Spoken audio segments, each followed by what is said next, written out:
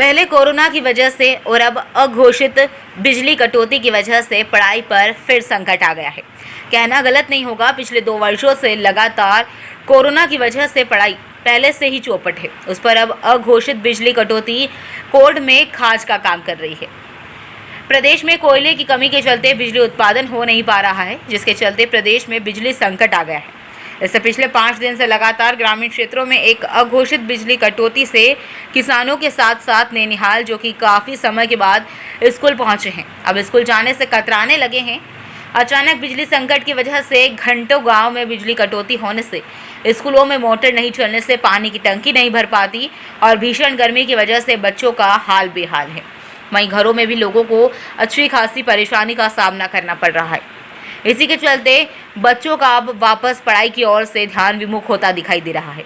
पिछले 5 दिनों से हो रही लगातार अघोषित कटौती से आमजन का जीवन अस्त व्यस्त है और इस कटौती से सबसे ज़्यादा प्रभावित पड़ने वाले छात्र हैं। गांव में रहने वाले बच्चे ना तो अपने स्कूल का होमवर्क कर पा रहे हैं और ना ही टीचरों द्वारा याद करने के लिए दिए गए प्रश्नों को याद कर पा रहे हैं। ग्रामीण क्षेत्रों में पढ़ने वाले स्कूलों में भी इस अघोषित कटौती से खासा प्रभाव पड़ रहा है। ना तो स्कूल की टंकियों में पीने के लिए पानी है और ना ही बच्चों के क्लासरूम में लगे पंखे चल रहे हैं। छात्रों का कहना है कि पिछले 2 वर्षों से कोरोना की वजह से वैसे ही हमारी पढ़ाई प्रभावित हो रही थी और अब रही सही कसर या बिजली निगम वाले कटौती करके पूरी कर रहे हैं। गाँव में सूर्यास्त होने के बाद अंधेरा छा जाता है और स्कूली छात्र पढ़ाई भी नहीं कर पा रहे हैं। छात्रों का कहना है कि अगर ऐसे ही चलता रहा तो उनका भविष्य खतरे में है। उधर इस मामले पर बिजली निगम के अधिकारियों का कहना है कि यह समस्या सभी जगह चल रही है। जब तक कोयले की आपूर्ति पूर्ण रूप से सुचारू नहीं हो पाएगी, तब तक समस्या का कुछ समाधान नहीं होगा। वहीं 2 दिन पहले प्रदेश के मुख्यमंत्री अशोक गहलोत ने बिजली निगम के उच्च अधिकारियों और मंत्रियों की बैठक लेकर इस समस्या का समाधान निकालने के निर्देश दिए और आमजन से अपील की है कि बिजली का उपयोग अति आवश्यक होने पर ही करें और घर में लगे एसी, कूलर और अन्य बिजली उपकरणों का उपयोग कम से कम करें।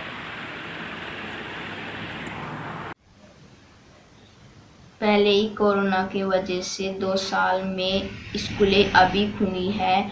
अब सुबह स्कूल जाते हैं, सर होमवर्क रन करने के लिए देते हैं तो हम रात को लाइट नहीं आती है। सुबह जाते हैं तो सर हमें डांटते हैं और हम होमवर्क रन कर नहीं पाते हैं। हमारे गांव में 24 घंटे में 6-7 घंटे ही लाइट आती है।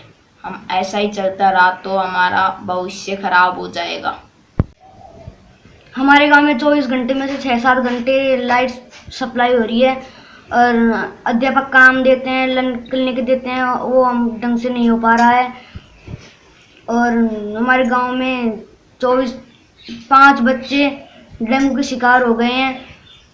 मच्छर काटने के कारण हमें दिक्कत हो रही है, बहुत सारी परेशानियों का सामना करना पड़ रहा है। क्या नाम आपका? देवराज राणा। क्षेत्र में हो रही कटौती से क्या क्या समस्याओं का सामना कर रहे हैं?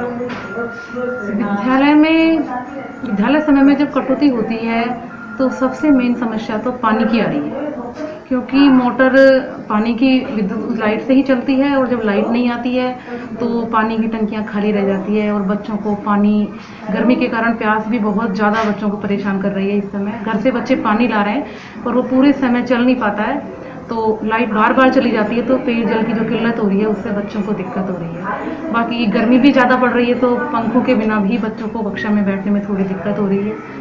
बच्चे होमवर्क करने को लेकर के, लर्न करने को लेकर के को बहाना बना रहे हैं। हाँ, बालक बोलते हैं कि रात को लाइट नहीं आती है तो दिखता नहीं है तो हम काम पूरा नहीं करके लाए, इस प्रकार की बातें बच्चे कई बार बोलते हैं।